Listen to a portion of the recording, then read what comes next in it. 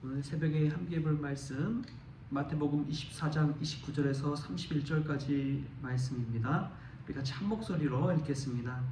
그날 환란 후에 즉시 해가 어두워지며 달이 빛을 내지 아니하며 별들이 하늘에서 떨어지며 하늘의 권능들이 흔들리리라. 그때에 인자의 징조가 하늘에서 보이겠고 그때에 땅의 모든 족속들이 통곡하며 그들이 인자가 구름을 타고 능력과 큰 영광으로 오는 것을 보리라. 그가 큰 나팔소리와 함께 천사들을 보내리니 그들이 그의 택하신 자들을 하늘 이 끝에서 저 끝까지 사방에서 모으리라. 아멘. 할렐루야. 말씀에서 먼저 귀하는 애가 저와 여러분의 있기를 소망합니다. 예수님께서 인자가 어떻게 오시는지를 오늘 말씀해 주고 있습니다. 이 말씀을 읽다 보면 드는 생각이, 인생은 심판과 구원이 있듯이 명과 암이 있습니다. 늘 어떤 일을 하든지 장점과 단점이 있기 마련인 것이죠. 그래서 늘 좋은 일 앞에서 기뻐하면서도 동시에 또 내일 일을 준비하는 마음이 우리에게는 필요합니다. 또 안 좋은 일 가운데서도 그 모든 어려운 일들 너머에 또 하나님의 뜻하신 계획이 있다는 것을 믿으시기 바랍니다. 동전의 양면처럼 인생은 늘 그렇더라고요. 너무 잘 돼도 문제고 너무 안 돼도 문제인 게 인생이잖아요. 너무 일이 잘 풀려도 마음에 늘 불안감이 있습니다. 평소에 잘 안 되던 사람이 잘 되면 왜 이러지? 이런 마음이 들잖아요. 잘 안 돼야 되는데 왜 잘 되지? 이런 마음. 그런 마음이 있을 때 마음에 이제 불안이 생겨나는 것이지요. 넘어졌지만 그럼에도 불구하고 넘어졌을 때 어떤 이들은 떨어진 돈을 줍기도 하고 그런 일들이 생겨나는 것이죠. 여러분, 이게 인생인 것 같습니다. 그런데 오늘 말씀은 우리 인생에서 가장 결정적으로 예수님께서 주시는 심판의 그날의 모습을 우리에게 보여주고 있습니다. 믿지 않는 자들에게는, 예수님의 말씀대로 하나님의 뜻대로 살지 않는 자들에게는 그날은 심판의 날이고 재앙의 날인 것이죠. 반대로 예수님을 믿고 따르는 자들에게는 구원의 날, 희망의 날, 기쁨의 그 날이 되는 것입니다. 우리가 예수 안에서 이러한 기쁨과 소망을 맛볼 수 있기를 축복합니다. 지금의 현실이 아무리 어두울지라도 예수님 빛과 함께 오셔서 그 밝은 천국에서 함께 기쁨을 나누게 되는 줄 믿습니다. 그런 소망을 가지고 사는 저와 여러분이 될 수 있기를 바랍니다. 그날에 어떤 환란의 징조들이 나타나느냐? 오늘 29절에 보면은 이렇게 나와요. 그날 환란 후에 즉시 해가 어두워지며 달이 빛을 내지 아니하며 별들이 하늘에서 떨어지며 하늘의 권능들이 흔들리리라. 지금은 기후 위기 시대라고 이야기합니다. 기후 온난화 시대를 넘어서 기후 위기 시대에 봉착한 것이지요. 빙하가 녹고 해수면이 상승하고 우리나라도 사계절이 뚜렷한 그런 계절에서 이제는 열대기후로 넘어가는 그러한 상태인 것 같습니다. 이제 봄, 여름, 가을, 겨울보다도 봄, 가을이 점점 사라져가고 여름과 겨울이 강해지는, 더 길어지는 그러한 현상이 나타나는 것이죠. 자연 만물의 질서가 흔들린다는 것입니다. 점점 그러한 시대로 향해 가는 것 같습니다. 예수께서 말씀하시는 그때를 향해서 나아가는 것 같아요. 천지 만물이 흔들리고 기후가 변화되고 나무들이 점점점 사라져가고 새로운 기후 속에서 이 지구가 달라져 가는 것, 그것을 볼 때에 예수님께서 말씀하시는 그때의 징조가 가까워져 오지 않나 하는 생각이 듭니다. 자연 만물의 질서가 흔들리는 것이죠. 이것은 하나님의 심판이 임박했다는 그러한 경고의 메시지로 받을 수 있길 바랍니다. 여러분, 왜 이러한 일이, 기후위기가 찾아오게 되었습니까? 인간의 탐욕 때문이라고 볼 수가 있습니다. 인간이 자신이 편하기 위해서 자연에 있는 많은 자원들, 그러한 것들을 끌어다 쓰니까 이러한 일들이 생겨나는 것이지요. 우리가 이 심판의 메시지 속에서 우리의 죄성, 우리의 낭비, 우리의 소비, 여러 가지 것들을 한번 되돌아볼 수 있기를 바랍니다. 예수님께서 오실 때는 모든 사람 앞에서 드러나는 공개적인 심판의 그날이 올 것이라고 이야기합니다. 그날 어떻게 표현했느냐? 30절에는 이렇게 표현했어요. 그때 인자의 징조가 하늘에서 보이겠고 그때의 땅의 모든 족속들이 통곡하며 그들이 인자가 구름을 타고 능력과 큰 영광으로 오는 것을 보리라. 여러분, 가끔 교회를 돌아보다 보면 성화를 보게 되는데 그 성화 속에서 구름을 타고 예수님의 모습이 가장 앞에 있고, 그리고 그 뒤에 수많은 사람들이 그 구름 뒤에 따라오는 그 모습을 그림으로 본 적이 있으실 것입니다. 그것은 이제 믿음의 선진들이죠.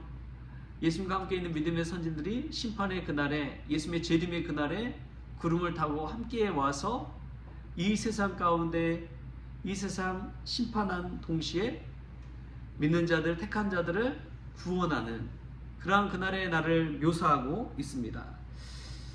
예수님은 그날 두려움과 심판의 날, 구원과 소망의 날, 기쁨의 날, 그날에 공개적으로 온 세상 가운데 임한다는 사실을 보여주고 있습니다. 이것은 어떤 일부의 사람들이 아니라 이 세상 모든 사람들에게 해당된다는 그 메시지를 보여주고 있습니다. 그래서 모든 열방이 복음을 듣기까지는 주님이 오시지 않는다고 그러잖아요. 그래서 모든 열방이 예수님에 관한 진리의 말씀을 듣고 복음의 메시지를 듣고 예수님을 믿는 그날까지 예수님께서 어찌 보면 이 재림의 그날을 지연시켜주고 있는 것이죠. 왜 예수님 속히 안 오시냐? 아직 예수님의 복음을 들어야 될 사람들이 남아있기 때문에 그런 줄 믿습니다. 아직 구원받을 백성이 있는 것이지요. 그래서 심판의 그날이 오기보다도 아직 재림이 지연되고 있는 것입니다. 이 모든 메시지 속에서 예수님의 사랑을 우리가 깨닫고 이 기다림 속에서 예수님이 우리를 기다려주고 있구나, 참아주고 있구나, 그 예수님의 마음을 읽을 수 있는 저와 여러분이 될 수 있길 바랍니다. 모든 것이 드러날 때가 있습니다. 감춰질 때도 있지만 드러날 때가 있습니다. 우리 신앙도 그렇고 우리의 마음도 그렇고 우리의 믿음도 마찬가지입니다. 보여지기에는 어떠한 모습인지 몰라요. 좋게 보일지, 믿음 생활 잘하고 있는 것처럼 보일지, 신실해 보일지 모르겠습니다. 그런데 우리의 속마음이 진실이 그대로 드러날 때가 있습니다. 바로 그때가 예수님 오실 때입니다. 예수님 오시면 그날에는 양과 염소가 우편과 좌편으로 구분되어서 확실하게 나눠지는 것처럼 우리 믿음도 그렇게 완전히 드러나게 되는 것이죠. 그런 순간이 온다면 여러분 얼마나 우리의 마음이 두렵습니까? 늘 진실한 사람은 기쁨이겠죠. 영광스러운 그날이 되겠지요. 그런데 하나님 앞에서 감추어진 죄가 있고 보여진 것과는 다르게 우리의 속마음이 주님에게서 점점점 멀어져 있다면 그 모든 것들이 드러나는 그날이 온다는 것입니다. 여러분, 이 말씀은 믿는 자들에게도 깨어있으라는 말씀인 줄 믿습니다. 우리가 예수님 오시는 그날 모든 것이 감춰졌던 것이 드러나는 그날을 바라보면서 깨어 예수 믿는 신앙생활을 제대로 하라는 것이지요. 그 심판의 날에 주시는 은혜가 있다면 31절에 이렇게 나옵니다. 그가 큰 나팔 소리와 함께 천사들을 보내리니 그들이 그의 택하신 자들을 하늘 이 끝에서 저 끝까지 사방에서 모으리라. 택하신 자들을 모아주신다는 거예요. 선택받고 부르심받고 소명을 가지고 사명을 가지고 사는 이들을 우리 주님께서 불러 모아주시고 구원하여 주신다는 사실입니다. 이것이 믿는 자들에게 가장 큰 축복이요 가장 큰 희망의 메시지인 줄 믿습니다. 마치 닭이 그 날개 아래 병아리를 품듯이 우리 주님께서 따스한 사랑의 품으로 품어주시고 안아주신다는 것이죠. 예전에 유튜브 지나가면서 짤막한 영상을 보는데 어떤 영상을 봤느냐, 이 트랙터 농부가 트랙터 이 논을 가려고 가는데 그 앞에 새가 자신의 날개를 펴고 그 작은 새가 날개짓을 하면서 비키지 않는 거예요. 트랙터 앞을 막은 거예요. 아니, 트랙터 농부가 이제 그 논 앞을 갈아야 되는데 새가 막 소리 지르면서 이 날개를 펴고 있으니까 어쩔 수 없이 트랙터를 멈추고 내려서 보니까 그 새의 뒤편에 뭐가 있느냐, 새의 둥지와 알 4개가 있는 거예요. 그 큰 트랙터가 오는데도 그 알을 지키겠다고, 둥지를 지키겠다고 그 새가 막 날개짓을 하고 그 자리를 비키지 않는 거예요. 그래서 결국 그 트랙터 농부가 이 둥지를 옮겨주더라고요. 여러분, 그 새의 어미의 마음이 그 알을 지키고자 자신의 온 생명을 걸잖아요. 우리 예수님이 우리를 위해 십자가에 달려 죽으시고 자신의 전 생명을 걸어서 우리를 살리신 줄 믿습니다. 여러분, 예수님의 사랑 안에서 우리가 택하신 자의 자리에, 택하신 자의 반열에 오를 수 있기를 축복합니다. 책을 읽는데 참 마음에 와닿는 것을 봤습니다. 여러분, 그날을 위해서, 축복의 그날을 위해서 우리가 어떻게 살아야 되는지 아십니까? 순간을 소중히 여기면서 살아야 됩니다. 매일의 작은 순간들이 얼마나 귀한지를 알아야 됩니다. 정현종 시인이 이런 시를 썼습니다. 모든 순간이 꽃봉오리인 것을, 이란 시인데요, 이런 내용입니다. 짤막하기 때문에 제가 한번 읽어드리겠습니다. 나는 가끔 후회한다. 더 열심히 그 순간을 사랑할 것을. 모든 순간이 꽃봉오리인 것을. 내 열심에 따라 피어날 꽃봉오리인 것을. 짧은 시지만 모든 순간이 꽃봉오리라는 그런 표현이 얼마나 와닿는지요. 여러분, 하나님은 우리의 작은 순간순간, 그 순간에 얼마나 최선을 다했느냐에 따라서 우리가 믿음의 사람으로서 택함 받은 자로서의 축복을 누리게 하실 줄 믿습니다. 그 순간순간을 어떻게 사느냐에 따라서 우리의 인생이 달라질 줄 믿습니다. 오늘의 순간을 어떻게 보내느냐에 따라서 내일의 미래가 완전히 달라져 버리는 것이죠. 한옥 목사님, 새로운 교회 이제 한옥 목사님이 그런 이야기 하시더라고요. 자신의 인생을 돌아볼 때 한순간을 어떻게 보내냐, 그게 중요한 그 순간이 있었대요. 그때 어떤 순간이었느냐, 이제 오늘의 교회 가서 얼마 안 있었을 때 이 세미나를, 이 부목사님들 돌아가면서 하는 세미나를 작은 모임을 했었대요. 그래서 각자 책을 읽고 와서 내용을 준비해 와서 발표하는 그런 시간을 가졌습니다. 몇 명 되지 않는데 이 한옥 목사님이 정말 열심히 준비했대요.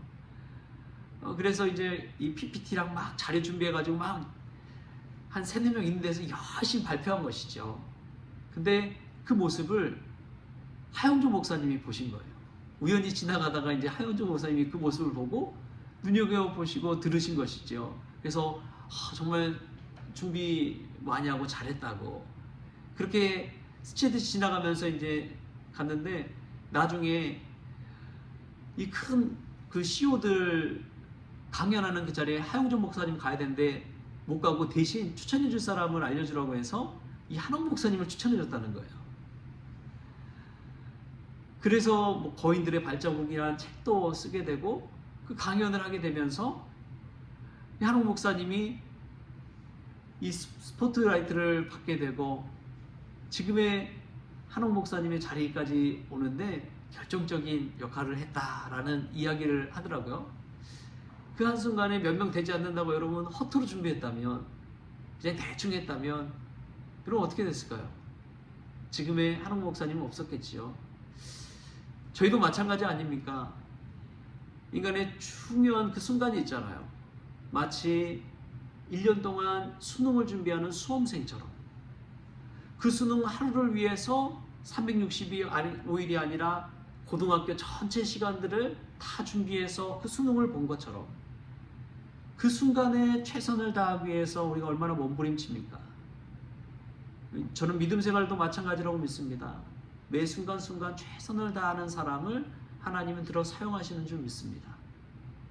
기도하는 그 시간도 매일매일 오는 똑같은 시간이야 습관처럼 하는 것보다도 그 순간, 작은 순간, 몇 초의 순간이지만 하나님 앞에서 나 자신을 내어드리고 인자가 오는 그날을 바라보면서 신앙생활 한다면, 그렇게 깨어 신앙생활 한다면 우리의 내일은 분명히 달라질 줄 믿습니다. 그런 마음가짐으로 모든 순간이 꽃봉오리인 것처럼 하루하루 그 순간순간을 보내는 저와 여러분 될 수 있기를 주신 예수님의 이름으로 축원합니다. 기도하겠습니다. 주신 하나님 감사합니다. 언젠가는 인자가 오는 그날이 있는 줄 믿습니다. 주님, 심판과 구원의 날, 그날을 바라보며 깨어 신앙생활하게 하여 주옵소서. 오늘 하루 주어진 시간과 순간들을 헛되이 보내지 아니하게 하시고 모든 순간이 꽃봉오리라는 것을 믿으며 하루하루 순간순간을 기쁨 가운데 주님 바라보며 살게 하여 주옵소서. 때로는 성공한 그때에 성공한 그것 때문에 망한 어려움 겪는 그런 때가 있습니다. 주님, 늘 주님 안에서 겸손하게 하여 주시고 끝날 때까지 끝난 것이 아니라는 것을 기억하게 하시며 인자가 구름을 타고 오는 그날에 택한 자의 반열에 오를 수 있도록 주님 주장하여 주시고 오늘도 우리를 그 날개 그늘에 품어주시는 그 예수님의 사랑을 체험할 수 있도록 주장하여 주옵소서. 오늘 하루 순간을 주심에 감사하며 예수님의 이름으로 기도하옵나이다. 아멘. 우리 주님이 가르치신 기도로 오늘 새벽 기도를 마치겠습니다. 하늘에 계신 우리 아버지여, 이름이 거룩히 여김을 받으시오며 나라가 임하시오며 뜻이 하늘에서 이루어진 것 같이 땅에서도 이루어지이다. 오늘 우리에게 일용할 양식을 주시옵고 우리가 우리에게 죄진 자를 사하여 준 것 같이 우리 죄를 사하여 주시옵고 우리를 시험에 들게 하지 마시옵고 다만 악에서 구하시옵소서.